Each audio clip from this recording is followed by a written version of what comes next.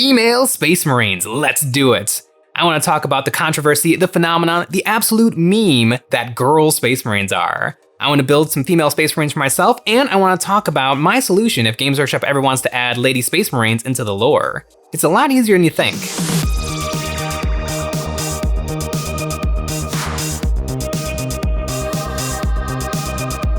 So what is a female Space Marine? Well, nothing. They don't exist. Games Workshop never made them. So what is a Space Marine? Well, a Space Marine is a power fantasy, possibly the greatest power fantasy. Through the power of super science, a human, male, is stuffed full of extra organs, and this somehow turns them into a giant, hulking beast super soldier who is so powerful they can beat the crap out of almost every other fictional character ever created. Oh, and by the way, Games Workshop is so extra that they die all the time because everything else in Warhammer is even worse. They are a perfectly ridiculous creation from Games Workshop, and there are absolutely no girls allowed.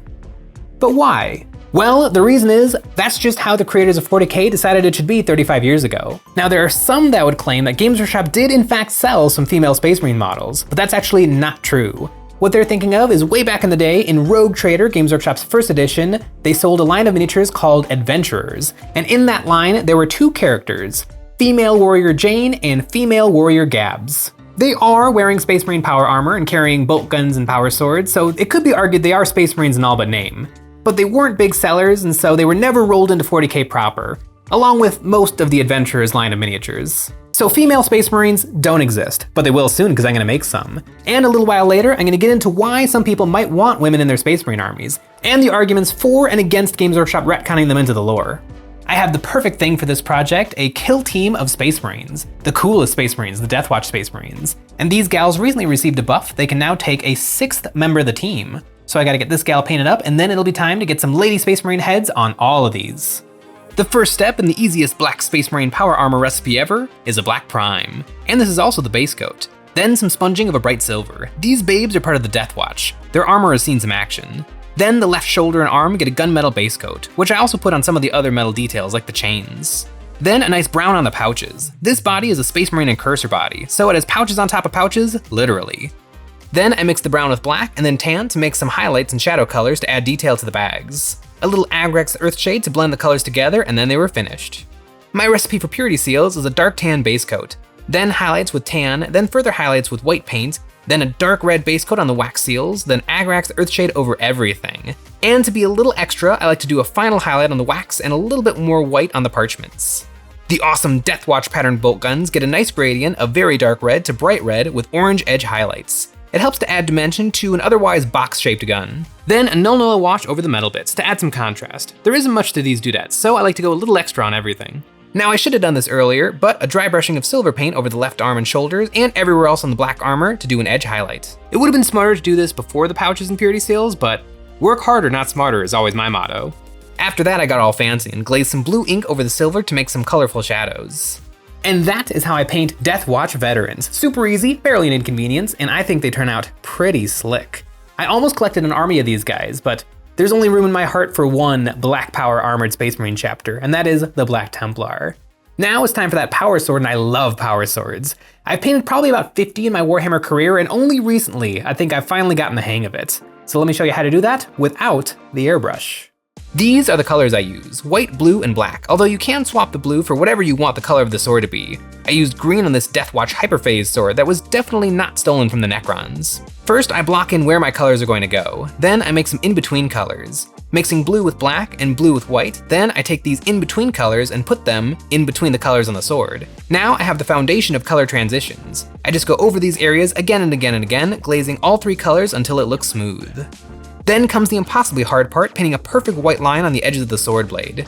Then I like to put a gloss coat over everything. A really cool thing about the Deathwatch is they're not one chapter. Well, they are one chapter, the Deathwatch, but they're made up of Marines from all Space Marine chapters. Now, it would take a long time to freehand 6 chapter symbols on all these guys. Luckily, I have 10 years of decal sheets saved up, so hopefully this won't be too bad. I'm going to go with a Black Templar, a Dark Angel, a Blood Angel, an Imperial Fist, and a White Scar. Now this last operative is a very special and unique thing to the Deathwatch. It's a Black Shield. Black Shields are Space Marines who no longer wear their chapter colors. They might feel they've been dishonored in some way and no longer deserve to wear their chapter colors. They might be the last surviving member of a destroyed Space Marine chapter. They might even be a traitor Space Marine who's decided to rejoin the Imperium. Black shields are always accepted into the Deathwatch, no questions asked. The decals help, but this still took a long time. It's a good thing that the rest of these models have a really simple color scheme because this was the most time-intensive part of the painting process yet. I also maybe went a little overboard shading and highlighting each color, but in the end it was worth it for 5 very unique Deathwatch veterans. Once the shoulders were done, I sponged on some more silver to make them just as battle damaged as the rest of the armor. Whew, the bodies are done. It's time to turn these Space Marines into Lady Space Marines. But first, why would anybody want to do this? What are the arguments for creating female Space Marines? Well, I think the best and most important answer is because you think it'd be cool. That is a great reason. Whether you think female representation is important, more diversity might give you more painting and modeling opportunities, or you just want some power-clad babes to simp over, I think it's fine. Because it's cool is the only excuse you need to do whatever you want to your miniatures. So what are the arguments against female Space Marines? Because there's a few I keep hearing. I would say the big one is it's impossible for women to receive the gene seed and be turned into Space Marines. So, putting aside the fact that the Space Marine creation process is pure magic, I have read every single Space Marine codex ever published, and nowhere does it actually say it's impossible to give the gene seed to women, only that it's only been given to men. And sure, you could say that because it's only been given to men, it's impossible to put it in women, but allow me to quote the lore. A quote from my man, Malcador the Sigillite. Who am I? I'm the greatest. Who am I? I'm getting paid. Who am I? Malcador smiled. You brothers, such a nest of rivalries. I warned him, the Emperor, to make you sisters, that it would make things more civilized. He thought I was joking. I wasn't. If the Emperor's BFF and the smartest human to ever exist in all of 40k says it would have been possible to create female Primarchs, then certainly it is possible to create female Space Marines. So moving on to argument number 2, some might claim that sure, it's not necessarily impossible for female Space Marines to exist, but it would destroy 35 years of established lore. Well, to that I would say, no it doesn't. Sure, Space Marines are a brotherhood, but not really. In the codexes, Space Marines are described as psycho-indoctrinated super soldiers who know nothing but warfare. But when you crack open any 40k novel, you find out Space Marines are just people with their own thoughts, feelings, and opinions on things. The Horus Heresy series is a 50-novel epic about Space Marines having a lot more humanity and free will than the Emperor planned for. Humanity, not man-nanity. If women were introduced in the Space Marine stories, nothing would really change, except instead of 5 times a page, I read a Space Marine proclaim, brother, 2 of those might be sister. And that doesn't really change the story for me. The third argument against female Space Marines is kind of an interesting one. It's that female Space Marines actually already exist, and it's the Sisters of Battle, so you should just collect that. And I would say that's a bad argument. Space Marines are incredibly diverse, with a huge variety of modeling opportunities. Your Space Marines can be Vikings, they can be medieval knights, they can be ninjas, they can be blue, they can be vampires. Where if you want to collect a Sisters of Battle army, unless you want to kit bash and convert 90% of your miniatures, they're going to be corseted ecclesiastical babes with bob cuts. And I can totally understand somebody saying that they want women in their armies, but not that. So with all that said, should Games Workshop bite the bullet and introduce female Space Marines into 40k? I'll get to my thoughts on that, but first I want to finish these Space Marines, and I had a heck of a time finding appropriate heads. Regular human heads from Games Workshop are plentiful kit bash fodder, but unfortunately are way too small for Space Marines. Leagues of Votann heads are actually close to big enough, and the faces are a lot more brutal looking, which is good for the Astartes. But I found something better. Anvil Industries female Exolord shaved heads. These are just the right size and have a good amount of battle damage to represent the hard life Space Marines have. I primed all the heads black, then airbrushed magenta from underneath and a light tan from above. This is like a Zenithal Prime, but with my base coats instead of black and white. Then I did a beige wash to shade my recesses, then came the process of highlighting. Using my base color tan, I picked out the cheeks, brow, dome, nose, lips, and chin, adding in more and more white until they were looking like ghosts. I softened the transitions from highlight to shadow as much as I could with magenta paint, then I glazed a darker beige over the entire face to smooth all my brushstroke layers into perfect skin. I did a little more highlighting on the cheeks and forehead, then it was time for the part I've been dreading, the eyes.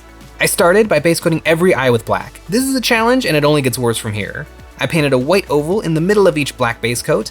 My paint has to be perfectly thin for this step. And then last dotting in a pupil. Each head got at least 2 tries before I got them good enough. Then I painted on some scars and the faces were done. Faces are hard. Usually when I'm painting more masculine faces, I try to go very horizontal with the highlights. Big ol' forehead, big ol' cheekbones, stretch those highlights all the way to the ears, and then get darker the further up and down you go. On these faces, to try to make them look a little bit more feminine, I went very vertical, focusing on the middle of the forehead, right underneath the eyes, the nose, the lips, and the chin, and then getting darker the further you get to the ears. I guess you guys will be the judge of how successful that was, but I'm pretty happy with the results. I finished up these noggins by painting on the hair. I didn't have to do anything for the baldies, but a few of these sisters have some hair still. Perhaps they are in the early centuries of their Space Marine careers. Then I painted their neck armor and the heads were finished. Boom, 6 heads done. Probably the best faces I've ever painted. But now it's time to get some bases on these gals, and I have some really cool bases. Necron Tomb World bases. These bases have some great details and are very appropriate for the anti-Xenos Deathwatch. I primed these bases white. I like dark colored models to have light colored bases to make them stand out. This works well for terrain too, and if you like bright terrain, you will love our Patreon. We make a brand new terrain set every month. This month, our patrons get access to the Goblin Rave Cave, a psychedelic and modular cave terrain set, perfect for all your favorite wargames like 40k, Kill Team, and any other tabletop wargame you can think of. To paint the Necron landscape, I mixed together some green and gold paint and began sponging this all over the bases.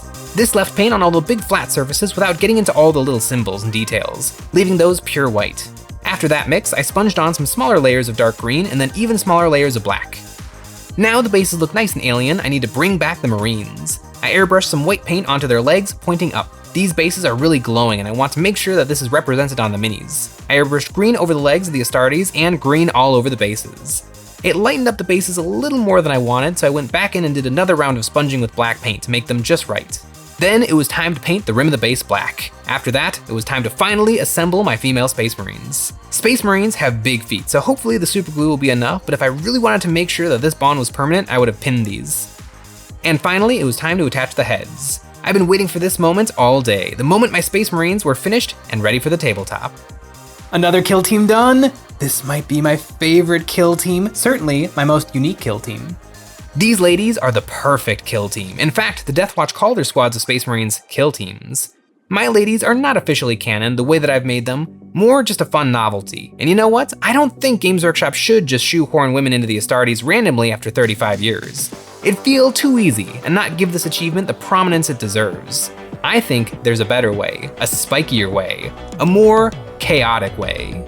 And that way is Fabulous Bill, Fabius Bile, the Primogenitor, the Clone Lord. He's been hard at work for 10,000 years trying to create his own superior Space Marines, and one day, he will do it. And how can Games Workshop prove that his Space Marines are better than the original Space Marines? By allowing men and women, twice the recruitment pool.